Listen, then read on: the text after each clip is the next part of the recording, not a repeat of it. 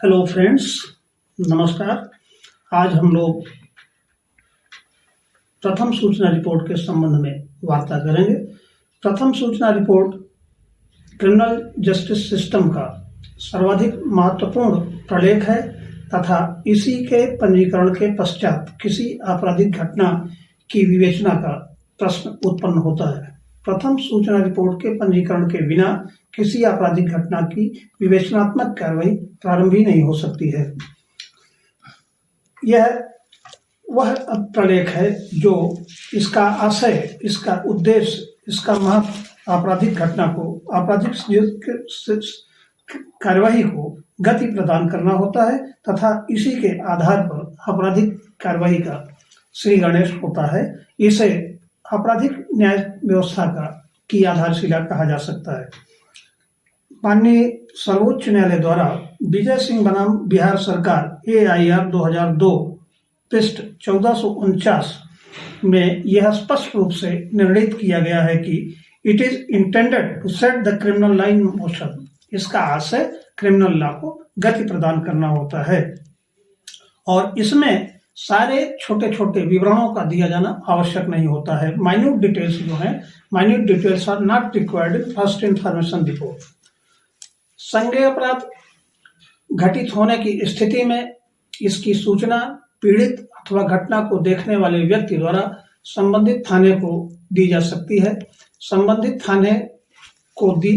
ऐसी संज्ञेय अपराध की सूचना दिए जाने के पश्चात थाने का भारसाधक अधिकारी दंड प्रक्रिया संहिता की धारा 154(1) के अंतर्गत ऐसी दी गई सूचना को निर्धारित प्रारूप में निर्धारित पुस्तिका में लिपिबद्ध करेगा तथा लिपिबद्ध करने के पश्चात सूचना देने वाले व्यक्ति को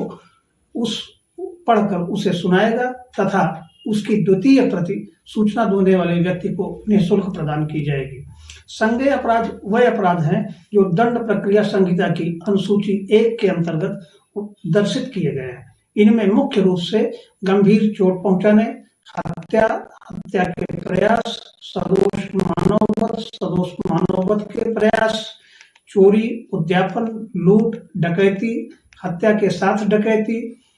चोरी का सामान रखना, लूट का सामान रखना, डकैती का सामान रखना, धोखाधड़ी, कूट रचना एवं गबन तथा जान से मारने की धमकी आदि देने के अपराध आते हैं। इस प्रकार की अपराधों की सूचना देने के पश्चात थाने का भारसाधक अधिकारी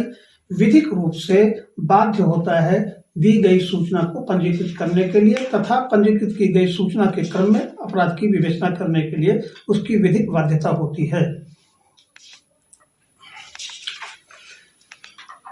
अब एक महत्वपूर्ण प्रश्न संज्ञेय अपराधों के संबंध में यह भी है कि संज्ञेय अपराध की सूचना उस थाने में दी जा सकती है जिस थाने की क्षेत्रांतर्गत कथित घटना घटित हुई हो अथवा उस थाने से बाहर भी दी जा सकती है। इस संबंध में माननीय सर्वोच्च न्यायालय द्वारा सतविंदर कौर बनाम दिल्ली सरकार AIR 1999 सुप्रीम कोर्ट पृष्ठ 3596 में स्पष्ट रूप से निर्णित किया गया है कि थाने का क्षेत्राधिकार न होने पर भी संज्ञेय अपराध की सूचना पंजीकृत की जाएगी। इसके अतिरिक्त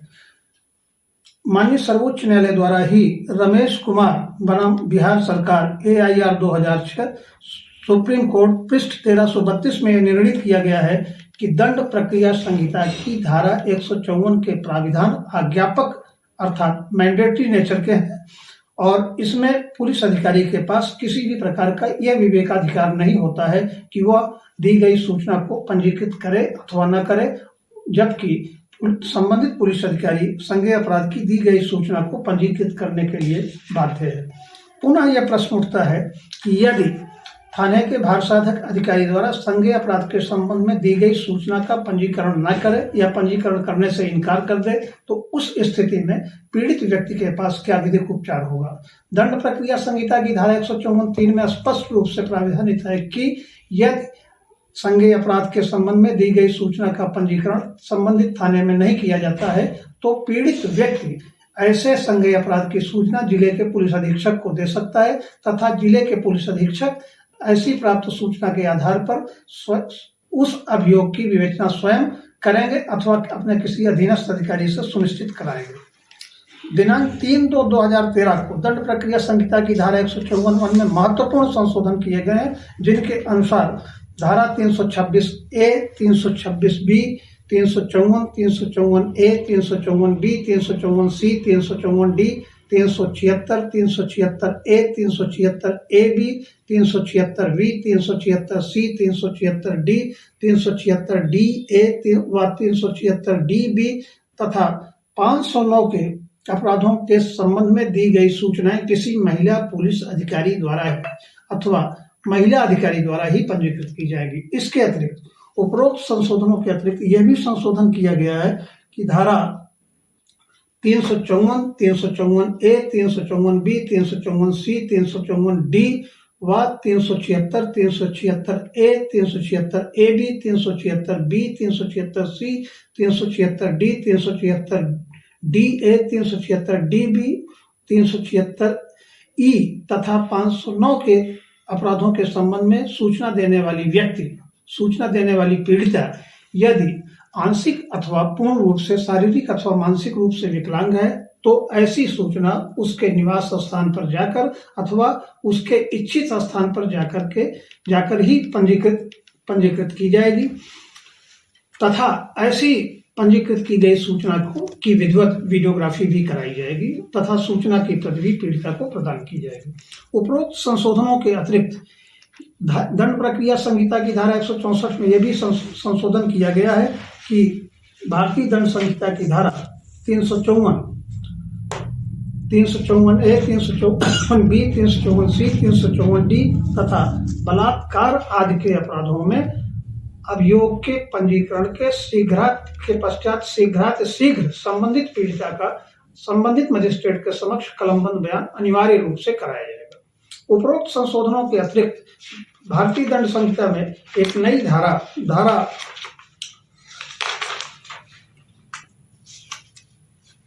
166A का समावेश किया गया है, जिसके अनुसार धारा 326A, 326B, 354,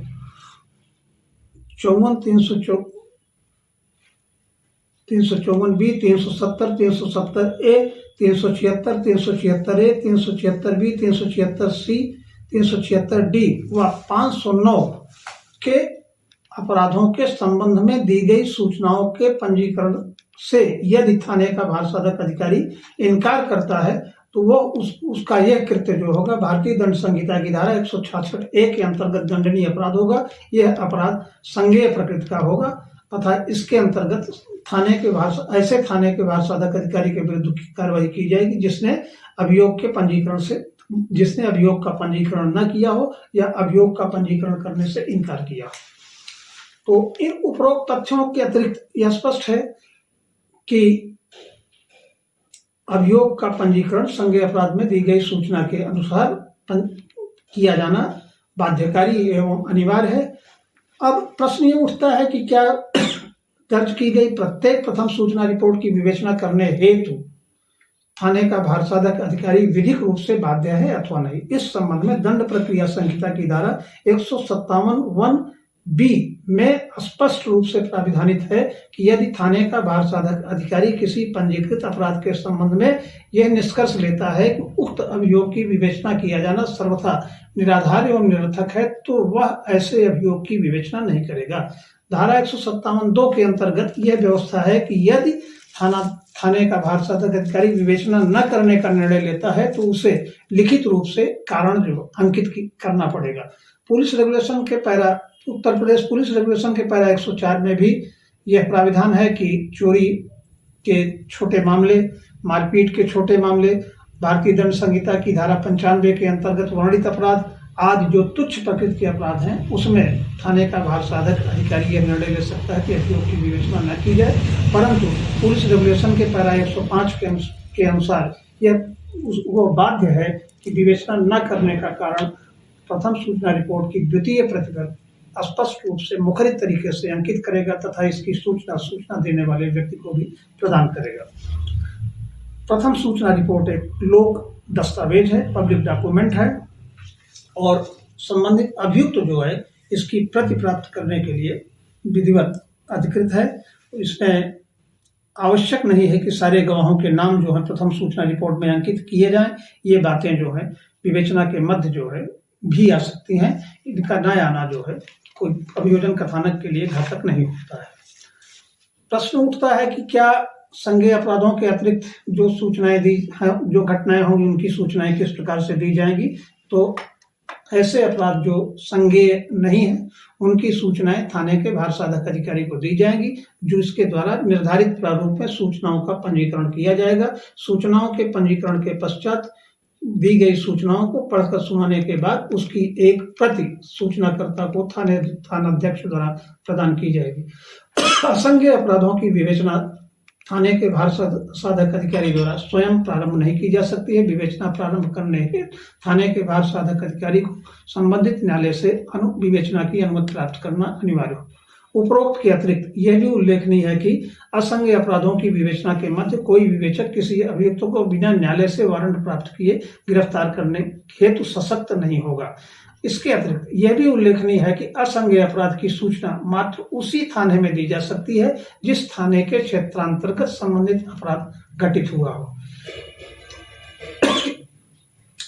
तथ्यों से स्पष्ट है कि प्रथम सूचना रिपोर्ट क्रिमिनल जस्टिस सिस्टम का एक महत्वपूर्ण